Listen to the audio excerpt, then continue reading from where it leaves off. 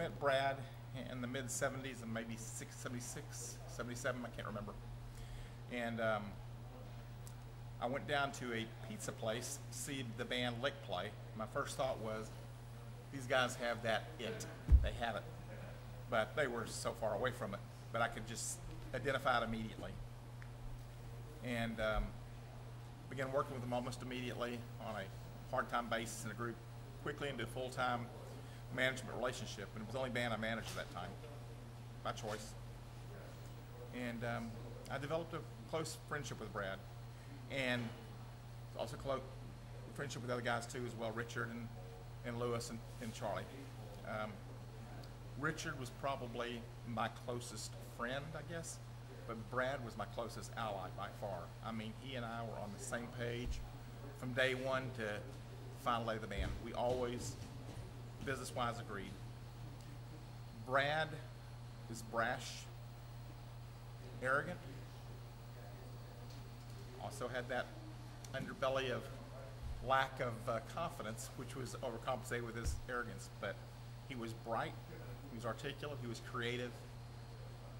He was all the things you see in people that become superb in their field, whether it's music, whether it's engineering, but he had all those attributes. Pretty deep meaning. Oh, absolutely. Okay, state your name. Chris Terranova.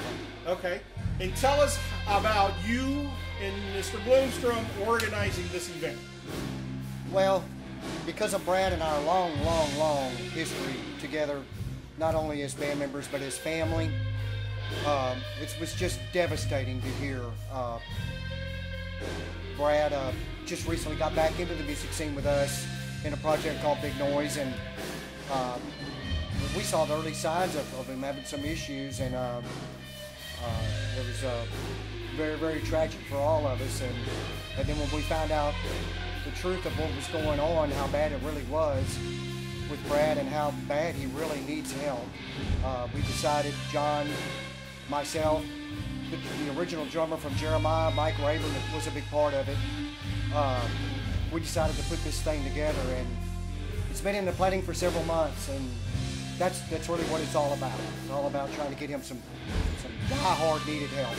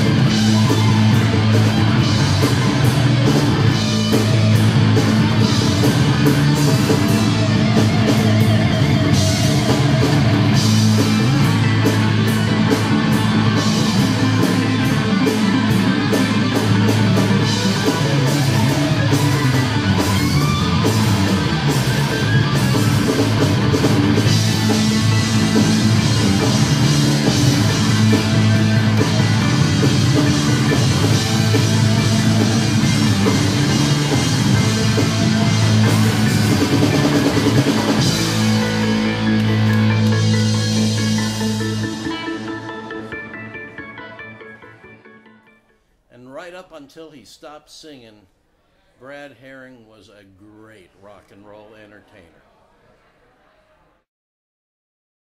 Well, my grandmother died of cancer. Yes, and so, we have a few deaths. And it's a real close thing. My cousin's mother-in-law passed away recently from cancer, and my uncle right now has been diagnosed with cancer.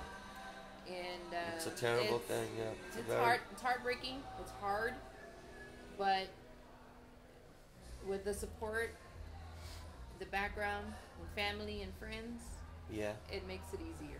Yeah, it makes it a lot easier because you're not alone. No, you're not alone. We're here. We're here for you guys too. Just that I'm really glad to be here, and I'm glad to be a part of this. And my prayers are with Brad and his family, and I hope that things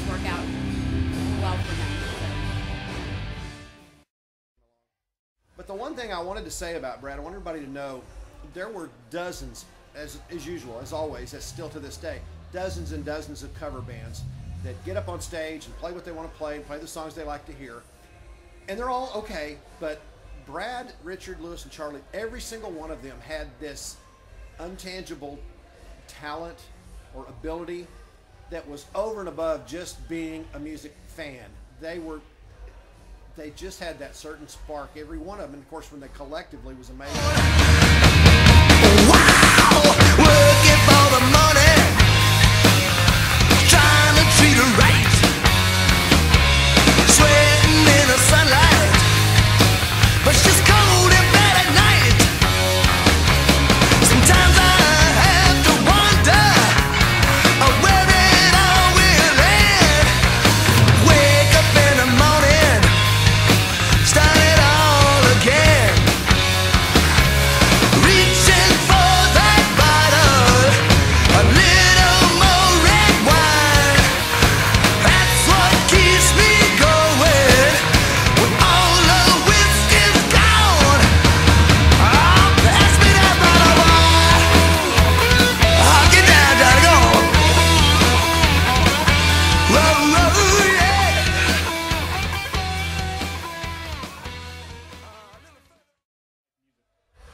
Well, he was always the hardest working member of the band. He was the one that wrote the songs. And I remember staying up real late with him numerous times, and he would play acoustic guitar and sing, and he had a lot of passion, a lot of soul. He always acted differently around me late at night when there was no fans around or nobody there. Really had just showed such heart. Brad was just beginning to have a little trouble with his throat at the time, and I had a fear that it might be a cancer, but he sang and he performed just like he always did, and it was a great show. And then a few months ago, I had heard from his girlfriend Lisa that definitely he had the cancer, and I talked to John and I talked to Chris and I said, hey, we got to do something to help the guy.